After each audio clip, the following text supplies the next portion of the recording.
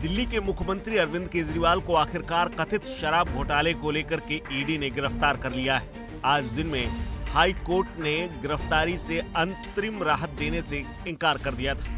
High court के आदेश को चुनौती देते हुए सुप्रीम कोर्ट में भी याचिका दाखिल की गई, लेकिन ईडी के अधिकारी शाम को सीएम के घर पर पहुंचे और गिरफ्तार कर लिया गया है। अब सवाल है कि आखिर वो कौन सी ऐसी बात थी शराब घोटाले में जिसके बाद अरविंद केजरीवाल को गिरफ्तार कर लिया गया है, जो कि न सिर्फ आम आदमी पार्टी के संयोजक हैं बल्कि दिल्ली के मुख्यमंत्री तक हैं। साल 2024 में अरविंद केजरीवाल दूसरे मुख्यमंत्री हैं जिन्हें गिरफ्तार किया गया है और इस गिरफ्तारी के बाद अब आम आदमी पार्टी के लोकसभा चुनाव के कैंपेन को बड़ा झटका लगा है।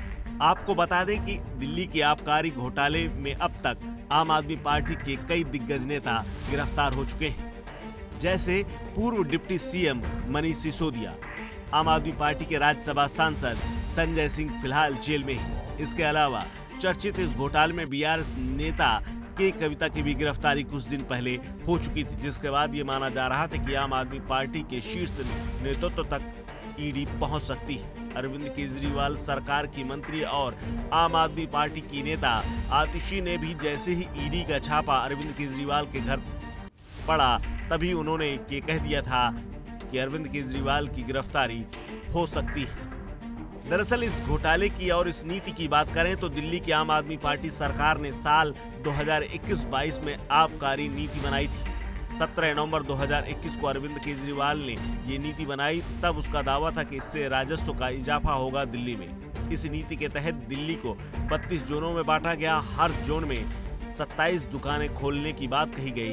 इस नीति के तहत शराब की दुकानों को प्राइवेटाइजेशन किया गया, यानी प्राइवेट हाथों में दे दिया गया। दिल्ली सरकार का तर्क था कि इससे 3500 करोड़ रुपए का राजस्व हासिल होगा। सरकार ने शराब की दुकान की लाइसेंस फीस भी बढ़ाई, लेकिन साल 2022 आते आते जुलाई में मुख्य सचिव ने आबकारी नीति में कथित भ्रष्टाचार से संबंधित एक रिपोर्ट उपराज्यपाल विनय कुमार सक्सेना को भेजी, जिसमें आरोप लगाया गया कि आबकारी नीति के जरिए तत्कालीन उप मुख्यमंत्री ने रिश्वत ली, अपने पसंदीदा शराब कारोबारियों को लाभ पहुंचाया। ये भी आरोप लगे कि इससे सरकार को राजस्व में बड़ा नुकसान हुआ।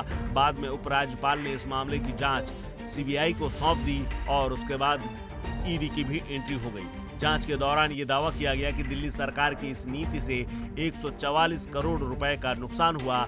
जांच एजेंसियों ने यह भी दावा किया कि इस नीति में भ्रष्टाचार हुआ, कुछ लाइसेंस धारकों को लाभ मिला।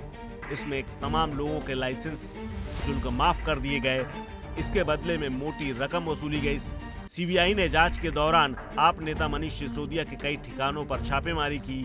फिर 26 फरवरी 2023 को लंबी पूछताछ के बाद मनीष सिसोदिया को गिरफ्तार कर दिया गया। इसी दौरान प्रवर्तन निदेशालय आया। इस मामले में मनी लॉन्ड्रिंग का मुकदमा दर्ज हुआ और उसने जांच शुरू कर दी।